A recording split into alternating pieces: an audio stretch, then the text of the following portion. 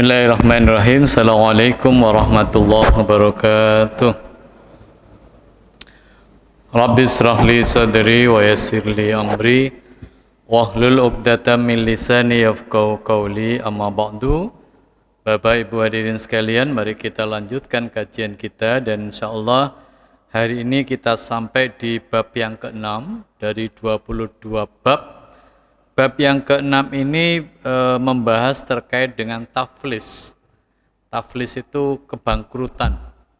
Kalau dikaitkan dengan jual beli apa? Jadi kalau andaikan ada sebuah transaksi jual beli, kemudian belum sampai tuntas transaksinya itu, kemudian salah satu pihak, terutama pembeli itu mengalami kebangkrutan, bagaimana Islam mengajarkan solusinya? Di bab ini juga ada tentang hajar atau penahanan. Di situ nanti kita akan bicara apa hukumnya orang meminta-minta. Bagaimana Islam mengajarkan, ya. Termasuk juga nanti akan dibahas tentang batasan terkait umur, ya. Itu kapan dianggap seseorang itu sudah masuk atau sudah memasuki hukum balik. Jadi di bab ini ada 3 pembahasan yang akan kita bicarakan bersama. Baik, jumlah hadisnya hadirin sekalian ada 10. Insyaallah nanti kita tuntaskan bab ini sampai menjelang waktu Isya. Insyaallah Isyanya kan jam 19.11 ya, insyaallah. Baik, bismillahirrahmanirrahim. Hadis yang pertama. An Abi Bakrin bin Abdullah Ar-Rahman atau bin Abdurrahman an Abi Hurairah. Sami'tu Rasulullah sallallahu alaihi wasallam yaqul. Jadi ini hadisnya di Abi Bakar tetapi juga melalui Abu Hurairah. Kemudian Abu Hurairah mengatakan sami'tu. Jadi kalau kita mungkin Bapak Ibu baca kitab-kitab hadis itu jika kalimatnya dimulai dengan sami'tu itu level yang paling atas karena dia mendengar langsung. Sebab ada kan hadis itu dimulai dengan haddasana atau qala kan begitu kan. Itu kalau diurutkan level paling tinggi itu ketika ada kalimat hadis yang dimulai dengan sami'tu. Itu maknanya langsung mendengar, ya, bukan katanya. Sami'tu Rasulullah sallallahu alaihi wasallam yaqul. Abu Hurairah mendengar dari Nabi, man adraka ma lahu bi ainihi inda rajulin qad aflasa. Kata Nabi, barang siapa menemukan barangnya benar-benar berada pada orang yang jatuh bangkrut atau pailit. Jadi ada orang melakukan transaksi A dan B bertransaksi. Kemudian B ini bangkrut. Sementara barangnya A ada di B. Maka berdasarkan hadis dari Abu Hurairah ini, maka bagaimana solusinya? Fahuwa ahaqqu bihi min ghairi. Maka orang yang meminjami tadi atau orang yang bertransaksi tapi belum tuntas, maka orang yang punya barang itu yang paling berhak atas barang itu. Kata Nabi, fahuwa ahaqqu bihi min ghairi. Maka ia lebih berhak terhadap barang tersebut daripada orang lain. Artinya jika seandainya belum tuntas pembayarannya, sementara dia sudah dinyatakan pailit, maka barang yang ada di orang tersebut itu menjadi haknya orang yang memberi pinjaman atau yang menjual tadi. Karena kan belum tuntas duitnya, uangnya belum 100%, maka barangnya itu menjadi milik penjual. Ada 3, saya lanjutkan. Warawahu an Abi Dawud wa Malik. Ketika itu dari Abu Dawud dan Malik, maka lafadznya begini. Ayyuma rajulun ba'a mata'an fa'aflasa alladhi ibta'ahu. Lafadznya begini. Jika ada orang yang menjual barang, kemudian pembeli barang tersebut jatuh miskin, jadi maknanya sama, hanya lafadznya berbeda, ya. Walam yakbidil ladzi ba'ahu min thamanihi syai'an. Padahal ia belum membayar dari harganya, maksudnya belum tuntas dari pembayarannya itu, fawajada mata'ahu bi'ainihi fahuwa ahaqqu bihi. Jadi kalimatnya maksudnya sama, hanya redaksinya yang berbeda. Sedang penjual masih mendapatkan barangnya ada di pembeli tersebut, maka ia, maksudnya penjual, lebih berhak terhadap barang tersebut. Wa in mata al-mustari fasahibul mata'i uswatul ghurama. Jika pembelinya meninggal, maka barang tersebut menjadi milik orang yang memberi hutang atau barang yang belum dilunasi. Wa wasalahu al-Baihaqi. Menurut Baihaqi hadis tersebut mausul. Hadis yang ketiga, bab terkait dengan transaksi yang belum lunas. Warawa Abu Dawud wa Ibnu Majah. Ini kalau dari Abu Dawud dan Ibnu Majah lafadznya begini. Ataina Aba Hurairah fi sahibi lana qad aflasa. Jadi ada kalimat begini. Ataina Aba Hurairah. Kami mendatangi Abu Hurairah. Fi sahibin lana qad aflasa, terhadap teman kami yang bangkrut. Jadi ini redaksinya sama dengan hadis yang pertama, ya. Qad aflasa, yang sudah bangkrut. Faqal la uqdiyanna fikum biqada'i Rasulillah. Apa kata Abu Hurairah? Aku berikan kepadamu sebuah ketetapan hukum yang dilakukan oleh Nabi terkait kalau kita bertransaksi kemudian pembeli kita itu bangkrut. Bagaimana Nabi memberikan sebuah ketetapan hukum? Man aflasa au mata fawajada rajulun mata'ahu bi'ainihi fahuwa ahaqqu bihi. Mirip dengan hadis yang pertama. Kata Abu Hurairah, Nabi bersabda begini, barang siapa yang bangkrut atau meninggal dunia, lalu orang itu mendapatkan barangnya ada pada dirinya, maka ia lebih berhak atas barang tersebut. Kesimpulan dari 3 hadis ini, yang pertama adalah jual beli yang belum lunas, mungkin bertempo atau dikredit misalnya, jika bangkrut, maksudnya jika pembelinya itu bangkrut, maka barangnya itu menjadi hak pemilik barang atau penjual. Ya karena memang belum lunas, belum selesai. Jika meninggal, maka berbagi dengan yang memberi pinjaman, kecuali jika ahli warisnya bersedia membayar. Barang sudah dibeli, tapi belum dilunasi. Kemudian yang bersangkutan meninggal dunia. Bagaimana ini urusan yang belum selesai? Ya kalau memang ahli warisnya mau bayar, maka ahli warisnya yang bayar. Sesuai dengan kekurangan bayar tadi itu. Tetapi jika ahli warisnya tidak berkenan membayar, mungkin karena beberapa hal ya, beberapa faktor, mungkin tidak punya dana dan sebagainya, maka barang-barang yang ada pada orang yang bangkrut tadi akan dikembalikan kepada yang memberi hutang tadi itu. Ya karena memang sudah muflis. Kematian dikiaskan dengan bangkrut. Ini pendapatnya Imam Syafi'i karena berdasarkan hadis dari Abu Hurairah tadi. Jadi kalau ada orang bertransaksi belum tuntas, belum lunas, kemudian orangnya meninggal, itu dikiaskan dengan muflis. Maka jalan keluarnya ada 2. 1, ahli waris yang membayar kekurangannya itu tadi karena disetarakan dengan hutang, atau kalau tidak, ahli warisnya memang tidak mampu untuk melakukan pembayaran, maka barang tadi dibagi ya, kepada orang-orang yang menghutangi. Muncul pertanyaan, kalau utangnya sudah barangnya sudah habis, utangnya masih kurang bagaimana? Nah, hadis berikutnya nanti akan kita pelajari.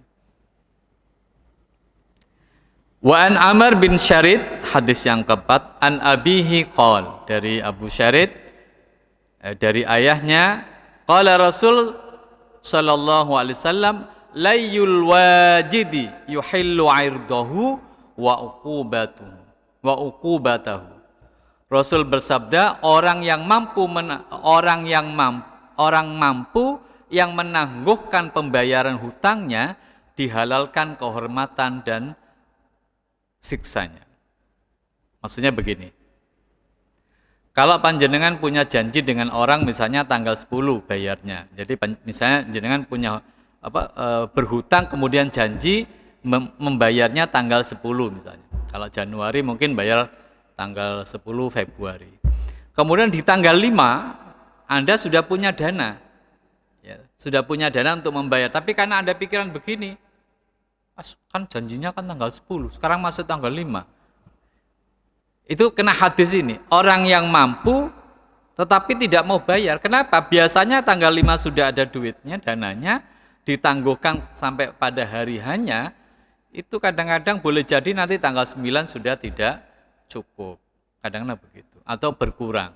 Karena itu begini, terkait dengan hutang piutang, maka aturannya sebagai berikut. Orang yang hutang itu sebisa mungkin segera membayar. Jangan menunda-nunda pembayaran.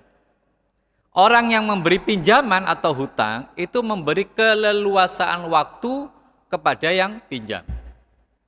Kalaupun mengingatkan boleh, tapi setelah ya, jangan sebelumnya. Contoh begini. Contoh tadi kan ada orang pinjam tanggal 10 bayarnya. Kadang-kadang yang minjemi tanggal 8 sudah telepon, ojo lali lo ya. Saiki tanggal 8, 2 hari lagi bayar. Tidak boleh begitu. Harusnya mengingatkannya setelah tempo. Misalnya tanggal 11. Tanggal 10, kan waktu batas akhirnya tanggal 10, maka tanggal 11 orang tuh yang punya utang wajib telepon itu, Mas, sampai janji tanggal 10 lagi tanggal 11 loh. Nah, itu etikanya begitu. Jadi yang pinjam segera melunasi, yang meminjami memberikan tempo. Tapi fakta yang terjadi di lapangan kan tidak begitu. Seringkali orang yang jatuh tempo malah pura-pura lupa ya. Tanggal 10 jatuh tempo bayar, pura-pura lupa. Jenengan itu sebetulnya lebih suka diingatkan yang ngutangi atau yang ngutangi tidak mengingatkan jenengan? Lebih suka mana, Pak? Jenengan hutang pada orang namanya A. Maunya jenengan itu A mengingatkan panjenengan atau A berharap Anda berharap A tidak mengingatkan jenengan? Atau jenengan berharap mudah-mudahan lupa ya? Mudah-mudahan agak nagih. Mana yang jenengan inginkan yang mana? Mudah-mudahan gak nagih. Harusnya itu wajib nagih. Jadi ingat loh, jenengan kalau ngutangi orang sudah jatuh tempo dia belum bayar, Anda punya kewajiban mengingatkan. Tapi Pak nggak enak Pak, kadang-kadang ketika ditagih malah marah. Nah, ini fenomena di masyarakat. Malah sing kereng itu malah sing ngutang ya kan. Sampai-sampai sing ngutangi malah wedi, malah tidak mau nagih. Padahal justru orang yang ngutangi wajib mengingatkan. Karena utang ini urusan hakul adami, tidak bisa.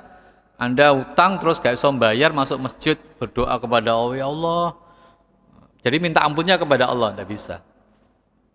Selesainya gimana? Ya semua utang selesainya dilunasi. Bahkan sampai mati kan harus dibayar. Kalau Anda tidak sanggup, siapa yang bayar? Ahli warisnya. Itu masalah hakul adami, ya. Harus tuntas. Maksudnya halal kehormatannya itu boleh dicaci, boleh dimaki. Itu makna halal halal kehormatannya. Tapi tentu tidak semua hutang ya, tentu ada batasan minimal. Kalau di beberapa kitab fikih itu, dan ini kaitannya dengan yang dipotong tangan itu kan tidak asal mencuri ya. Tapi ada batasan minimalnya. Minimalnya itu kalau diangkakan itu 10 dirham. Jadi kalau 10 dirham, lebih dari 10 dirham jadi 11 dirham, itu baru dipotong. Tapi misalnya ono setipo di Joko, enggak sampai. Ya, kisosnya enggak sampai dipotong tangan. Jadi ada batasannya. Termasuk utang piutang yang boleh dicaci itu jika melebihi dari 10 dirham. Boleh. Ya, tapi kalau saya mending tidak usah lah. Karena apapun yang kita inginkan kan kembali dananya Pak. Orang itu kalau dicaci, dimaki, kira-kira malah bayar apa mboten? Kalau orang punya utang dicaci Pak, dintekno, dilok-lokno, kira-kira mau bayar apa enggak? Malah nggak mau bayar. Padahal tetap dia berkewajiban bayar itu. Ya. Ini dalam hadis ini dikatakan bolehnya supaya dia punya efek jerah. Ya, jangan asal terus pura-pura lupa. Enggak boleh, ya. Jangan sampai ada di antara jamaah ini punya hutang piutang dengan sesamanya. Ya. Kalau dalam bahasa Jawa itu ada dua, Pak. Dua ini beda. Lali, satunya ngelali. Kalau lali ya memang lupa. Tapi kalau ini namanya pura-pura lupa, enggak boleh. Ya. Sengaja, itu nanti jatuhnya sengaja. Saya ingin sampaikan begini, di dalam masyarakat itu seringkali ada kata-kata yang tidak disadari, itu sebetulnya kembali kepada dirinya. Contoh begini ya, kalau ada orang ngomong begini, sepurane ya aku gak sombong loh ya, itu artinya dia sombong. Jadi begini, kan seringkali kita terjebak dengan sebuah pepatah. Apa pepatahnya? Dalamnya laut bisa diduga, dalamnya hati siapa yang tahu. Sampai titik ini betul apa salah, Pak? Kata pepatah tadi betul apa salah? Dalamnya laut dapat diukur, dalamnya hati siapa yang tahu. Pertanyaan saya, benar enggak pepatah ini? Betul tak kita tidak bisa melihat hatinya orang? Secara teori memang tidak, tapi faktanya kita bisa. Dari apa, Pak, kita melihat hatinya orang itu? Hatinya orang itu kan terwakili dengan pikirannya. Dan pikiran orang itu terlontar dari ucapannya. Sehingga kita bisa tahu hatinya orang, pikirannya orang itu dari apa yang diucapkan. Orang kalau pikirannya kotor itu pasti, Pak, ngomongnya jorok, itu pasti. Ya, coba aja Anda praktekkan. Ya, di kampung-kampung ya, di tetangga Anda. Wong ngomongnya kotor, jorok, itu hatinya, itu pikirannya. Tidak bisa dibohongi, Pak. Jamaah seperti panjenengan ini, orang seperti yang jenengan yang sekarang hadir ini, saya pastikan tidak bisa jenengan ngomong jorok. Saya pastikan tidak bisa. Bagaimana Anda mau jorok? Kalau kepingin ngomong boleh lah, tapi kalau sampai keluar insya Allah tidak mungkin. Kenapa? Remnya insya Allah pakem. Rem kita ini pakem. Tapi kalau mereka tuh hampir-hampir tidak punya rem, Pak. Bahkan mungkin remnya, kalaupun ada rem, remnya blong. Apa buktinya? Ngomongnya kotor terus itu. Jorok-jorok, kotor-kotor, yang porno-porno. Itu bisa dilihat pikirannya itu. Sekarang saya ingin tanya, panjenengan ini bisa enggak ngomong jorok? Bisa mestinya. Tapi kan tidak bisa diucapkan. Mestinya. Kalau saya bilang begini, jenengan ini bisa enggak napa niku meso, ngerti meso nggih? Meso itu kan ngomong kotor ya kan? Mestinya bisa, karena kita manusia. Tetapi ajaran kita melarang, akhirnya apa? Kita rem. Iya, kita punya rem. Dan itu otomatis, Pak, remnya itu, Pak, ya, otomatis. Makanya kita bisa lihat orang-orang kok iso ngomong jorok, ngomong kotor, ngomong sing gak gena-gena, ngomong sing wis pokoknya fitnah-fitnah, ya itu memang pikirannya di situ, Pak. Wis jelas, tidak bisa dipungkiri teori ini. Ya. Mau ngomong apapun pasti, karena itu orang kan kita bisa tahu siapa orang itu kan dari cara dia ngomong kan. Dan konten omongannya seperti apa. Kita bisa tahu orang itu seperti apa kelasnya itu ya dari cara ngomongnya itu. Ya. Coba Anda perhatikan, ada orang tuh yang pikirannya tidak nyambung itu, Pak, ya. Itu kan ngomongnya kan tidak jelas itu. Ke kanan, ke kiri, zigzag gitu loh ya. Ini ngomong apa ini? Sih tidak ngomong kan bingung itu. Ya karena tidak connect tadi itu. Maka mudah-mudahan kita bisa menjaga itu. Insya Allah rem kita pakem kok, Pak, ya. Jadi mau ngomong kayak ono sing ngerem gitu ya. Kok ngomong gini ya ada yang ngerem. Sekarang saya ingin tanya. Suatu ketika jenengan jalan gitu ya. Terus kaki jenengan diinjak orang. Orang yang injak nggak sengaja. Apa yang terjadi? Jenengan ngomong apa kira-kira? Sakit apa tidak? Diinjak orang itu sakit apa tidak? Aja ngomong gak loro loh ya, mesti loro sakit. Tapi saya ingin tanya, apa reaksi jenengan setelah diinjak itu? Meso, ngamuk, ngomong kotor, dan sebagainya, atau gimana? Itu kan kembali kepada kita. Saya suatu ketika, Bapak, ini fakta ya. Jadi ada orang pengemudi becak, itu karena saking banyaknya jenenge muatannya, sampai beliau itu kalau jalan tuh gini-gini, Pak. Gak ketok kan? Gak ketok. Suatu ketika macet, ya kan, dia kan harus berhenti. Lah berhenti itu kaki kirinya langsung nginjak karena saya di sampingnya ya, macet kayak naik motor, langsung kakinya langsung nginjak kaki saya, Pak. Bayangkan, Pak. Ya krasa lara, tapi saya kaget juga. Jadi kaget, ada respon dari diri saya itu kaget. Bu. Tapi lantas apakah saya miso? Tidak, karena saya tahu pasti orang yang tidak sengaja, Pak. Ya mergo aku mau. Saya tahu, saya memang terasa sakit. Ya walaupun nggak nemen ya, tapi lara ngono tapi. Ya karena kaki dengan kaki kan beda kalau kaki dengan ban truk ya. So penyet kan itu ya. Tapi saya pikir kan kalau dalam kondisi normal tidak mungkin ban truk sampai ada kaki yang masuk itu kan tidak mungkin. Itu kan mesti kecelakaan namanya. Jadi manusiawi boleh, tetapi kita bisa ngeremnya, ya. Termasuk kalau jenengan mungkin, walaupun sebetulnya agama melarang kita, barangkali ada, tapi ya jangan lama-lama. Anda berseteru dengan tetangga, dengan sahabat, dengan tetangga, dengan teman misalnya. Namanya manusiawi, mangkel itu biasa. Tapi bagaimana kita bisa mengelola marah kita ini? Ya setidaknya tidak usah lama-lama. Biasa kan manusiawi atau mangkel. Bapak, saya ingin tanya begini, kalau jenengan, Anda ini loh ya, di forum seperti ini kan terbuka ya. Misalnya jenengan, misalnya jenengan berbuat salah. Anggap aja tadi saya ketemu dengan jenengan berwudu, terus misalnya jenengan wudunya salah. Terus di forum kayak begini, sampai saya salahkan itu kira-kira jenengan sakit hati apa enggak? Jujur. Lara hati kan? Ya itu manusiawi Pak, kenapa? Karena di hadapan orang banyak kayak begini. Enggak boleh. Etikanya gimana? Face to face. Makanya saya kadang-kadang heran, ada pemimpin yang senengannya ngamuk-ngamuk itu, heran saya. Saya tidak sebut nama loh ya. Siapapun yang jadi pemimpin kok ngamuk-ngamuk, apalagi ngamuknya di depan umum, tidak boleh. Tidak boleh. Karena apa? Punya harga diri Pak. Anda punya, jangan kali itu, Anda punya anak ya, anak Anda itu dulin podo koncoy sama temannya. Podo arek kecil itu, anak kecil main. Waktunya maghrib dipanggil dari tadi tidak moro-moro gitu. Akhirnya istri jenengan mangkel ya, diceluk ket mau gak moro-moro, is maghrib ya. Akhirnya apa yang terjadi? Saking mangkelnya istri jenengan, telinganya dicekel Pak. Nek wong Jawa ngomongnya dijewer, ya kan? Dijewer di depan teman-temannya itu sampai rumah. Kira-kira anak Anda itu sakit hati apa enggak? Enggak kira-kira saja. Saya ingin pastikan secara ilmu psikologi, sampai mati dia tidak akan pernah lupa bahwa dia pernah dijewer di depan teman-temannya. Psikologi Pak. Maka gimana baiknya? Suruh masuk pulang. Nah, baru saya sampai rumah mau dijewer gak apa-apa, tapi coba terbanter dijewer.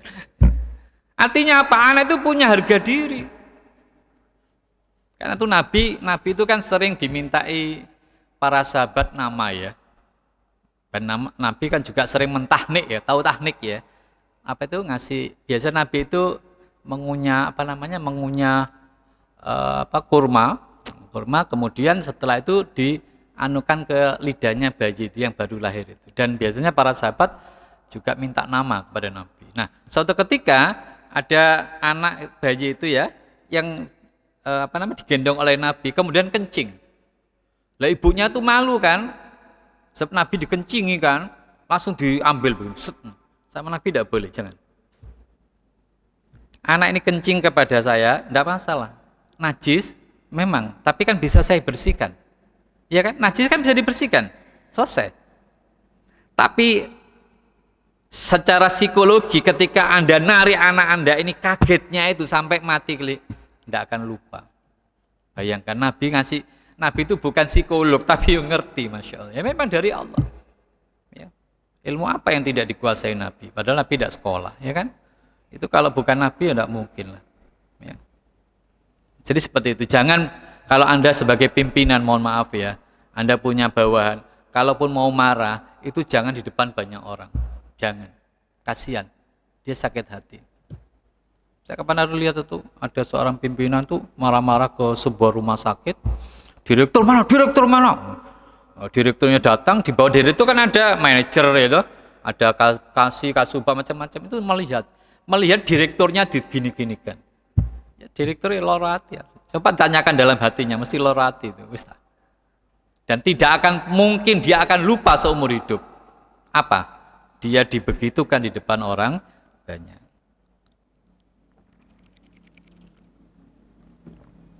Makanya yang baik itu ya face to face ya. Saya lanjutkan. Wa an Abi Sa'id Al-Khudri qala usiba rajulun fi ahdi Rasulillah fi thimari ibta'aha. Jadi pada zaman Nabi itu ada orang yang terkena musibah. Apa musibahnya? Dia bertransaksi, waktu itu transaksinya buah. Nah, kemudian buahnya itu setelah dibeli itu terjadi pembusukan. Ya, itu kan sering terjadi ketika dulu ada kasus dari Surabaya dikirim ke Bali, kemudian sampai di Banyuwangi itu antrian panjang sampai 2-3 hari, akhirnya kan membusuk kan. Di zaman Nabi juga pernah terjadi seperti itu. Fakasura dainuhu, maka hutangnya tambah banyak, tambah numpuk. Kemarin berhutang belum selesai, dia utang lagi, harapannya bisa membayar, ternyata sekarang barang dagangannya membusuk. Tentu nilainya berkurang. Faqala Rasulullah tasaddaqu alaihi. Fatasaddaqan nasu alaihi. Maka Rasul bersabda, bersedekahlah kepadanya. Supaya apa? Dia bisa membayar hutangnya. Kenapa? Karena dia tidak sanggup lagi, wong dagangannya sudah membusuk. Lalu orang-orang bersedekah kepadanya. Jadi masing-masing untuk membantu supaya tidak terlalu berat bebannya. Walam yablugh dzalika wafa'a dainihi. Namun belum cukup untuk melunasi hutangnya. Sudah dibantu kanan kiri, sudah dibantu beberapa orang, tetapi bantuannya tidak cukup untuk membayar hutangnya. Faqala Rasul li ghurama'ihi, maka bersabdalah Nabi kepada orang-orang yang menghutanginya, khudu ma wajadtum wa laisa lakum illa dzalika, rawahu Muslim. Apa kata Nabi? Ambillah yang kalian mungkin ambil, ya, karena hanya itulah milik kalian. Jadi boleh. Ya, tapi ya lihat kondisi ya. Kalau misalnya kita masih bisa memberikan tempo, kasih tempo. Dalam kasus ini kan memang Nabi sudah ngasih tempo. Dengan cara apa? Membantu. Ya. Menyuruh para sahabat yang lain untuk sedekah, untuk membantu meringankan. Ternyata masih juga kurang, maka kata Nabi, kalau memang masih kurang, silakan, kalau Anda mau ambil silakan, karena memang itu hak Anda. Karena sudah tidak mampu lagi untuk membayar. Ya. Membantu orang yang kesusahan, salah satu di antaranya ada dua. Di pihak yang lain memberikan bantuan berupa sedekah, hibah dan sebagainya, atau yang kedua menunda pembayarannya. Mestinya temponya sekarang bisa diberi keringanan bulan depan atau bulan berikutnya, ya. Harta orang yang bangkrut itu menjadi milik orang yang menghutangi. Ya. Ini kaidah fikihnya begitu, ya. Tapi tentu dengan cara yang santun, ya. Ojo omongin TV-mu takku, sepeda motormu tak pek, ya enggak apa-apa. Tapi ada komunikasi, jangan langsung diambil. Ya. Jika harta sudah habis dibagi, sementara masih ada hutang, pendapat yang pertama mengatakan lunas. Ya memang tidak ada lagi, gimana? Anda mau nagih sampai kiamat tidak akan mungkin, wong sudah habis. Dia sudah habis segalanya. Tapi pendapat yang kedua, pendapat yang lain tetap wajib dibayar, mungkin diberi tempo. Tinggal Anda rela yang mana.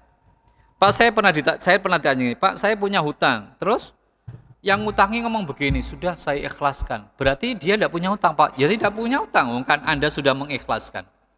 Jadi misalnya saya punya hutang kepada panjenengan, terus saya tidak bisa membayar. Jenengan ngomong gini ke saya, Pak, wis timbangannya sampai nggak bisa membayar, wis tak ikhlas no. Maka itu artinya hutang saya lunas. Ya, secara hukum fikih saya tidak punya kewajiban untuk membayar. Kecuali kalau ahli warisnya ngomong begini, ketika Anda datang, orang ini meninggal, terus jenengan ngomong begini, Mas, dulu bapak saya punya hutang saya, berapa? 5 juta.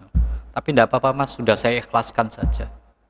Maka itu statusnya hilang. Tapi anaknya ngomong gini, ahli warisnya, enggak Pak, saya tetap berkewajiban membayar. Mungkin anaknya tidak enak ya, tidak enak, merasa tidak enak kepada yang ngutangi tadi. Enggak Pak, tapi saya mohon izin tidak bisa cash, saya angsur ya Pak. Nah, kalau begitu ya monggo, terserah, itu kesepakatan jenengan. Tapi dua-duanya boleh, kalau mau ambil yang Anda ikhlaskan jadi ikhlas. Artinya Anda kan begini, ya sudah nanti karena Anda niat membayar, ya saya tunggu pembayarannya. Begitu. Mungkin 2 bulan, 3 bulan sebagainya. Nanti pada bulan ketiga mungkin dia janji bulan ketiga. Ternyata dia tidak melakukan transaksi seperti yang dijanjikan, maka Anda punya kewajiban, Mas. Dulu janjinya 3 bulan, sekarang gimana? Iya Pak, ternyata saya tidak sanggup. Nah, keluar kalimat yang dulu pernah Anda sampaikan. Ya wes nek ngono saya ikhlasno aja. Maka ikhlas sudah selesai. Mungkin ada yang ngomong begini, kalau 1, 200, 300 ribu enggak apa-apa Pak, ikhlasno Pak. 10 juta ya Pak. Ya apa ikhlas ya? Ya berarti Anda kan tidak ikhlas ya. Anda punya hak untuk nagih ya, tapi enten ono wali waris ngomong gak sanggup kan begitu. Ya. Kan ikhlas kadang-kadang terkait dengan angka ya. Walaupun begini Bapak Ibu ya. Ini saya sampaikan aja, enggak tahu di masjid ini bagaimana Pak. Di masjid sebelah itu ada grup Pak, grupnya ada punya grup, bikin grup gitu ya. Nah di situ masjid itu mau ngadakan rehab lah ya. Terus akhirnya minta partisipasi jamaah untuk membantu donasi ya menjadi. Nah kemudian di situ dituliskan Pak angkanya, boleh enggak? Misalnya A 100, B 300, C 1 juta, boleh enggak nulis begitu? Boleh enggak ditulis begitu? Bapak, halo? A 100 ribu, B itu namanya ya, 200, C 1 juta. Nulis begitu boleh apa tidak? Kok ada yang jawab? Boleh, tidak apa-apa, itu hak panjenengan. Loh Pak, itu kan berarti enggak ikhlas ya Pak ya? Enggak ikhlas ya Pak didodo-dodono uang. Saya ingin tanya, ikhlas itu di mana sih letaknya? Ikhlas itu di mana? Kan di hatinya orang. Kita ini kan tidak tahu hatinya orang itu ikhlas apa tidak, ya kan? Yang tahu kan dirinya sama Allah. Jangan-jangan Anda ngomong begini, oh gak ikhlas itu Pak, kok ngerti? Oh nyumbang 1 juta ya ditulis. Terus ditanya, sampe nyumbang piro? Aku sih gak nyumbang. Jangan-jangan sampe dia gak ikhlas gak nyumbang. Dia kan nyumbang 1 juta ya lumayan. Nah, sampean gak ikhlas juga nyumbang ya kan gitu. Kemudian di antara jamaah yang lain tuh ngomong begini, Pak, mbok jangan ditulis begitu Pak, malu Pak. Loh, kenapa? Rupanya orang ini dulu kalau nyumbang itu banyak Pak. Tapi karena beberapa hal kemudian ada penurunan secara ekonomi, sekarang dia tidak bisa nyumbang seperti biasanya. Paham maksud saya? Jadi dia tuh ngomong gini, dia kan mau nyumbang tapi tidak sebesar seperti sebelum-sebelumnya. Akhirnya dia ngomong ke takmir, Japri gitu ya. Kok tahu Ustaz ya? Karena saya di Japri takmir juga, dia omongi kalau ada kasus gini gimana Ustaz? Jadi dia minta, ya apa nek gak usah ditulis ongkoe gini. Atau dia ngomong kalau ya hamba Allah aja gitu, karena nggak enak dia. Saya jawab begini, yang dihitung oleh Allah itu bukan angka loh ya. Yang dihitung itu bukan angka. Iya kan? Karena angka itu kan fluktuatif. Karena saya kasih contoh, ada orang punya duit, ya, dia punya katakanlah kekayaan yang kalau dihitung secara nominal itu misalnya 100 juta. Kalau dia misalnya dia ngasih 1 juta itu kan standar. Lantas bagaimana orang yang dalam keseharian hanya punya uang misalnya 500 ribu, apakah dia harus 1 juta? Duit 500 kalau dipotong ABCD. Maka yang dilihat oleh Allah itu bukan angka loh ya, bukan angka, tetapi kemampuan dan kemauan Anda untuk memberikan. Karena kan tidak sama Pak, orang yang punya uang 100 juta, 200 juta dengan orang yang punya misalnya 500 ribu, 200 ribu, bagaimana mungkin Allah itu akan mengukur angka? Tidak mungkin. Maka saya bilang kepada takmir tadi, tidak masalah Pak, silakan saja. Dan jangan takut dengan angka, jangan malu dengan angka, tidak masalah. Tidak enak Pak, mosok 50 ribu. Kalau Anda punya kemampuan 50 ribu, apa masalahnya? Tidak enak yang sama 1 juta. Kenapa tidak enak? Wong dia memang punya kemampuan besar. Jadi paham ya, terkait sedekah begitu. Saya lanjutkan. Wa anibni Ka'ab bin Malik, dari Ka'ab bin Malik, an abihi anna Rasulullah hajara ala Mu'ad malahu wa ba'ahu fi dainin kana alaihi. Rasul sallallahu alaihi wasallam pernah menahan harta benda milik Mu'ad dan menjualnya untuk melunasi hutangnya. Rawahu Daruqutni. Jadi pernah hartanya Mu'ad itu sama Nabi ditahan. Kenapa? rupanya Mu'adz ini punya banyak utang di tempat yang lain. Maknanya apa? Ditahan ini supaya apa? Dia punya kemampuan untuk mengatasi tanggung jawabnya. Di antaranya berupa utang. Saya cukup sampai di sini dulu. Kalau ada pertanyaan saya persilakan. Kalau tidak akan saya lanjutkan. Karena saya ngecek jamnya. Sampai di sini ada pertanyaan, Bapak? Kalau tidak ada akan saya lanjutkan. Saya lanjut dulu ya, tuntaskan ya. Hadis yang ke-7. An Ibnu Umar radhiyallahu anhu maqal uritu alai 'alan nabiyyi yauma Uhud wa ana ibnu arba'asrata sanatan falam yujisni. Jadi aku pernah menghadap kepada Nabi waktu perang Uhud. Ketika itu umurku baru 14 tahun. Namun beliau belum membolehkan aku untuk ikut berperang. Wa uritu alaihi yaumal khandaq wa ana ibnu khamsa asrata sanatan fa ajazani. Aku dihadapkan lagi pada waktu itu perang Khandaq 1 tahun berikutnya, dan ketika itu umurku sudah bertambah menjadi 15 tahun dan beliau membolehkanku. Maksudnya membolehkan untuk ikut berperang. Muttafaqun alaih. Dari hadis ini bisa dimaknai bahwa balik itu umurannya kisarannya sampai 15 tahun. Ya, tapi kalau sekarang kan kondisional Pak ya.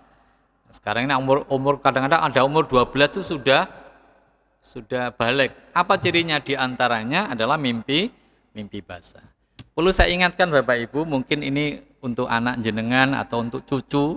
Ya. Jadi yang perlu Anda pahami itu 3 hal. Wadi, madi, mani. Ini harus Anda pahami. Jadi kalau wadi itu biasanya air yang keluar dari kencing kita itu karena kita kecapean.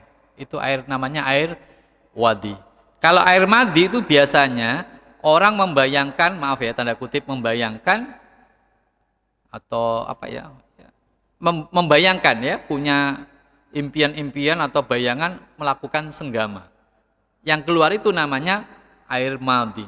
Yang pertama wadi, yang kedua madi. Dua-duanya ini najis, airnya najis. Tapi dua-duanya tidak wajib mandi, hanya wajib untuk membersihkan kalau seandainya basah, keluar maksudnya. Termasuk orang yang mimpi, misalnya ada anak jenengan, cucu jenengan mimpi. Kalau mimpinya itu mengeluarkan air, artinya celananya basah, maka itu maknanya dia najis, harus dibersihkan, ganti. Tapi tidak wajib mandi. Lah yang wajib mandi jika keluar yang nomor 3, air mani. Paham ya? Air mani itu keluar ketika melakukan hubungan suami istri. Maka ini wajib mandi. Cuman kata Nabi, air mani itu tidak najis. Bedanya di situ. Kan banyak hadis yang menerangkan Nabi habis melakukan hubungan suami istri, kemudian tidak langsung dicuci, kan akhirnya mengering itu Pak. Sama Nabi cuma dikerik tok, dikerik.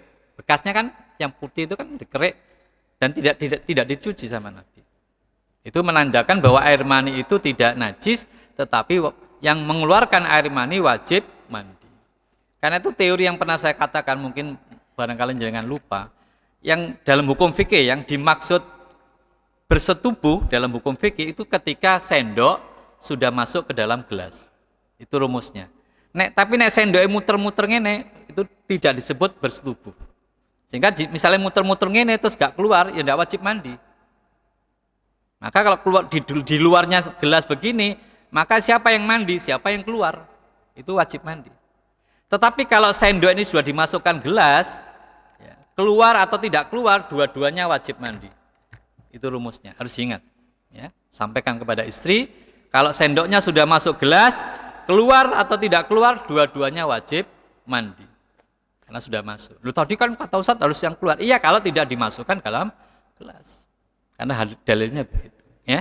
Jadi untuk kalau ada cucu, ponakan macam-macam, tanya kepada penjenengan, Anda kan sudah punya ilmunya. Pak Deki kok ada, mungkin baru pertama kali kan, Oh, enggak apa-apa, itu tandanya Anda sudah balik. Tapi ini basah gimana? Yowes, iki diuceki dhisik ya.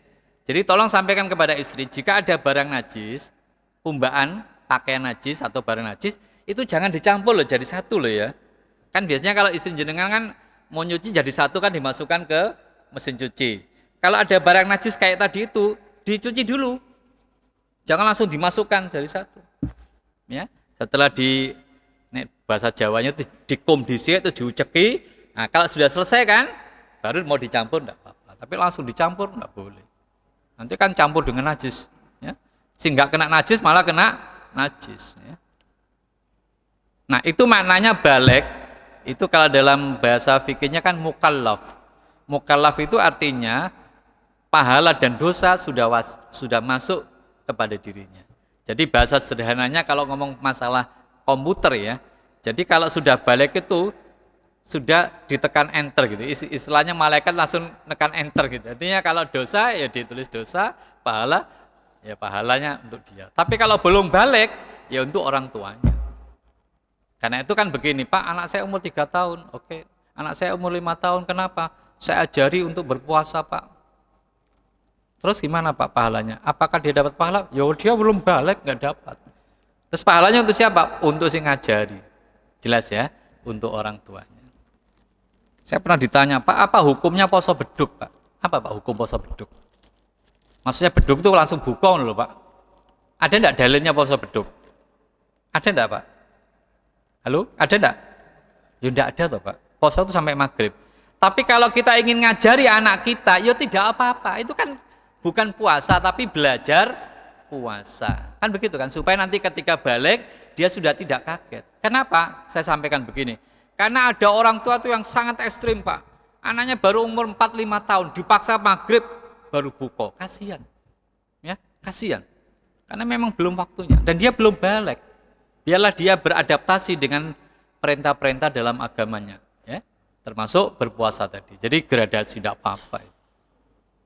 Berarti dia tidak puasa. Ya memang tidak puasa, dia latihan puasa kok. Sama dengan kalau di sekolah Pak, kurban itu loh, Pak. Kurban itu kan negak kambing, sapi. Nah ini kan urunan, Pak. Gurunya ya pinter kayak list gitu, Pak. Sapi, kambing, titik-titik RP gitu, Pak. Terus ngekek duit 50. Itu namanya kurban apa latihan kurban? Sing 50.000, 100.000 tadi loh, Pak. Itu namanya latihan kurban. Gak apa-apa latihan aja, Kak. Ya. Supaya nanti ketika saatnya dia bisa terbiasa. Ya, jangan sampai nanti pas waktunya dia berkorban dia kaget. Karena dia terbiasa dengan latihan. Sudah masuk waktunya Isya. Terima kasih. Assalamualaikum warahmatullahi wabarakatuh.